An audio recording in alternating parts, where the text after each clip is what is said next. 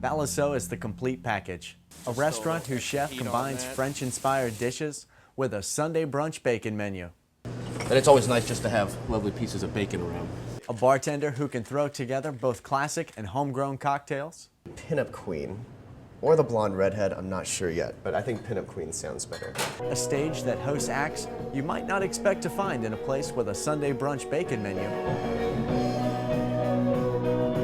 I subscribe to the Duke Ellington theory of music, which is there's only two types of music, good and otherwise. And an underground meets uptown vibe that rolls this mishmash of goodness into one coherent restaurant/bar/concert venue. We include everybody, so it's fun.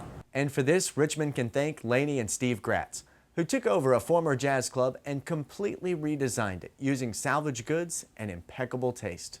You will not find anything from a catalog in this place, so it creates this really special atmosphere. And it makes the food taste a little different and the music a little bit better, I think. Good music, good food, good drinks. Everything about it is on point. Opened in 2009, the restaurant is named for a Caribbean island so small, it went up for sale in 2005. It means Freedom Island or Island of Birds, and when you want people to come in here and feel the same way that they've left the city. Transported to a place where the pastrami is cured in-house. This is one of our signature dishes. We make our own pastrami. We're very proud of it. And nice little sandwich, I think. And the guy behind the bar is talented yet humble.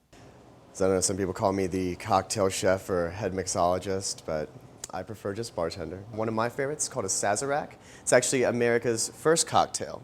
So we're going to start with a sugar cube, and we're going to soak this in Peychaud's bitters from New Orleans. This actually lends an authenticity to the drink. If you use a different type of bitters, you're going to end up with a completely different product. Then you're going to add some rye whiskey. So add 2 ounces of that. I'm going to add some ice, and I'm going to stir this cocktail. And the reason that you stir it is you don't chip the ice, so it doesn't water down the drink as much, and it's going to get it colder. The downside is it takes a little longer than shaking. I'm going to get some absinthe. This is Lucid brand. Add just a few drops. And I've seen some bartenders do things where to swirl or to rinse the glass with it, they actually juggle the glasses, but I never think that's a good idea. This isn't cocktail.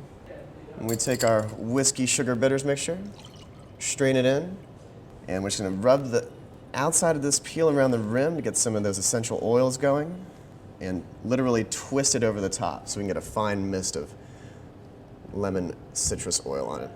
Twist on the side, and there we go. Have the Sazerac. I like the fact that we can have, a couple in their 50s, drinking a classic cocktail at this end of the bar, and you've got the 20-something tattooed kids down here, drinking canned beer. We'll get, wall-to-wall packed in here, shoulder to shoulder. You can't move, you're sweating, the lights are hot on the stage, and I don't know, it's just a lot of fun. Actually, my favorite part about Balliceaux is the bartenders memorize most of their clients' favorite drinks. So literally, sometimes I'll walk in here, and by the time I've made it to the bar, Bong already has a dry martini with a little on the dirty side waiting for me. It's just great. Balliceaux is the place I always go for music now in Richmond. A lot of jazz, and there's a great storytelling series called Secretly Y'all, and I love that. And so they constantly bring in new and inventive stuff. It's a great venue, and the food is delicious. Which brings us back to bacon. We have a truffle. We have the dragon here, which is basically red chili, a little spicy, not too spicy. We have a garlic, a red eye, which is kind of a homage to red eye gravy. And like I said, these will sit on cure for about another 12 hours, so the flavors will start to get into the meat. We're gonna make a little East Coast Chipina today, our East Coast version of the San Francisco classic. Shellfish, your usual suspects, clams, mussels. We're gonna use some shrimp, some calamari caught off the Georges Bank here in the Atlantic. And today we're using a little catfish.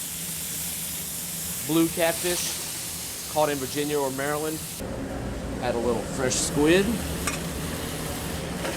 And finish it with our little cioppino base, which is onion, celery, fennel, tomato, saffron, and a shrimp stock. I'm gonna finish this with a little roux, which is French for rust. It's basically an aioli we make with with bread, garlic, roasted peppers. Tidy up all your splashes. East Coast Japino. I could eat it every day, which I do. I gotta cut it right down the center. I Just gotta do see it. what the center of the steak End looks it. like. It's awesome. It's delicious. It's really great. Something about the space, the staff, you know, the food, when it all comes together, people leave here and I've had people tell me that it's changed their lives, or we've had a couple meet and they've gotten married, and it's one of those things that it's become a personality and you can fall in love with it.